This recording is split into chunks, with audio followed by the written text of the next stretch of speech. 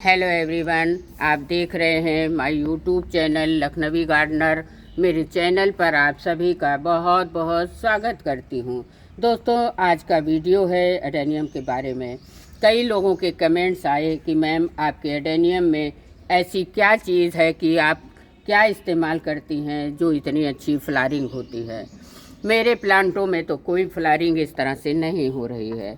तो एक कमेंट आया रवजी ढिल्लन जी का। उन्होंने लिखा कि मैम, बहुत मेहनत करती हूँ और आपके जैसी फ्लावरिंग नहीं हो रही है।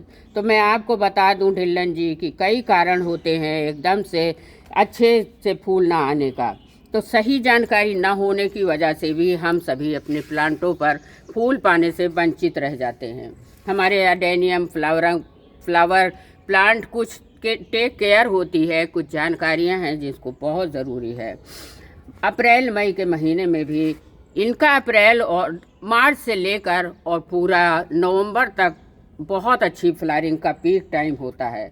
अगर इस समय अप्रैल मई में आपके पौधे में फूल नहीं आ रहे हैं तो वही जानकारी आपके बीच में लेकर आई हूँ। तो अंत तक ज़रूर बने रहिएगा ताकि आपको अपने प्लांट पर भी इस तरह से गुच्छों में फूल पाने में आसानी मिल सके। आप देख पा रहे हो मेरे सारे के सारे एडेनियम पूरी तरह से फुल ब्लूमिंग पर हैं और फूलों का साइज आप देख सकते हो कितना बड़ा है। तो साथियों, देर न करते हुए वीडियो शुरू करती हूँ। मार्च से लेकर नवंबर तक ये पौधे बहुत अच्छी ब्लूमिंग करते हैं। समर फ्लावरिंग प्लांट है, ये फूलों से भरा रहता है गर्मी के दिनों में। तो सबसे पहली बात तो आपको ये कहना चाहूँगी, जैसे ही डोरमेंसी ख़त्म हो, डोरमेंसी लास्ट से ही आप जनवरी लास्ट या फरवरी में आपको प्रूनिंग ज़रूर से ज़रूर करनी है। अपने पौधों की pruning is the must. Pruning करेंगे तभी आपके पौधों में बहुत सारी ब्रांचेज आएंगी और ब्रांचेस के ऊपर इस तरह से फ्लावरिंग भी आएगी। तो प्रूनिंग के बहुत ज़्यादा बेनिफिट्स हैं। कहीं मल्टीपल ब्रांचेज आएंगी और मल्टीपल ब्रांचेस पर ही फूल निकल कर आएंगे। दूसरी इम्पॉर्टेंट टिप्स है साथियों, सॉइल आपको इनकी बहुत वेल ड्रेन बनानी है। जिस सॉइल में बिल्कुल ही पानी ठहरे नहीं, कंकड़ पत्थर वाली, इस तरह से आपको सॉइल बनानी होगी। आपको वीडियो बना के कई वीडियो मैंने बताए हैं कि आप अपने सॉइल को कैसे वेल ड्रेन बना सकते हैं। शॉर्ट में फिर भी बता देती हूँ, 40% गार्डन सॉइल ले लीजिए और उसमें 50% 40% ही सैंड मिला लीजिए, जिसे मेरे लखनऊ में मौरंग बोलते हैं। तो इस तरह से आप कोई भी कंपोस्ट मिला लीजिए। बस आपने ये जो सॉइल है एकदम आइडियल सॉइल है, इसमें बहुत अच्छा एडेनियम का फ्लावर प्लांट चलता है।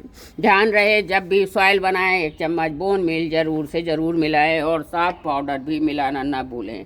अगर आपने कहीं भी रखा हुआ है ऐसी जगह जहाँ अच्छी धूप नहीं आती दोस्तों, तो उठाकर इमीडिएटली धूप में रखें, क्योंकि धूप का पौधा है। जितनी अच्छी इसको धूप मिलेगी उतनी अच्छी आपकी पौधा फ्लावरिंग भी करेगा। आप देख सकते हो मेरे सारे के सारे 100 प्लांट खुली छत पर ही रखे हैं, 12 महीने रखे रहते हैं, तभी इस पर इतनी हैवी मात्रा में फ्लावरिंग होती है। धूप में रखें, ज़रूर कलियां बनेंगी, इस तरह से बड़ी बड़ी साइज़ की कलियां बनेंगी और इस तरह से फूल भी आएंगे।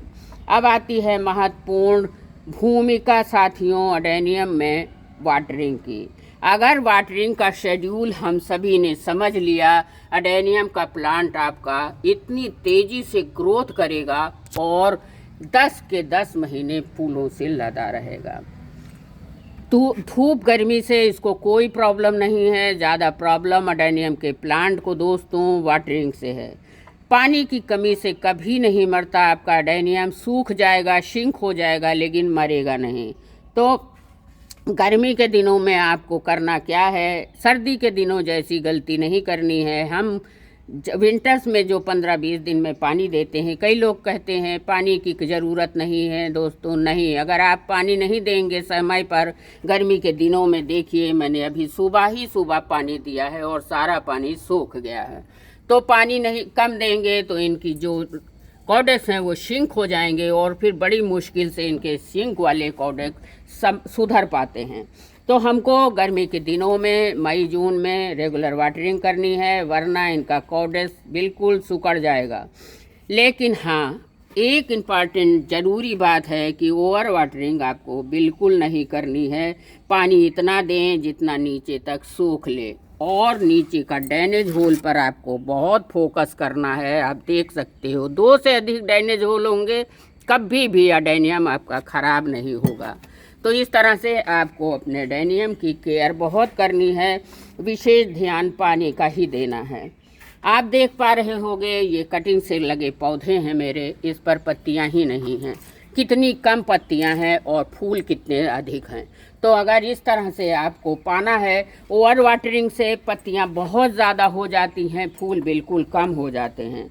तो आपको 2 से 3 दिन के बाद अपने पौधों पर शावर भी कर सकते हैं गर्मी के दिनों में। ध्यान रखिए पानी में 2 बूंद 2 आधा चम्मच फंगीसाइड मिला लीजिए, सारे पौधों पर शावर करवा दीजिए। पौधे एकदम तरोताज़ा होंगे, जो फूल खिलेंगे वो आपके अडेनियम में।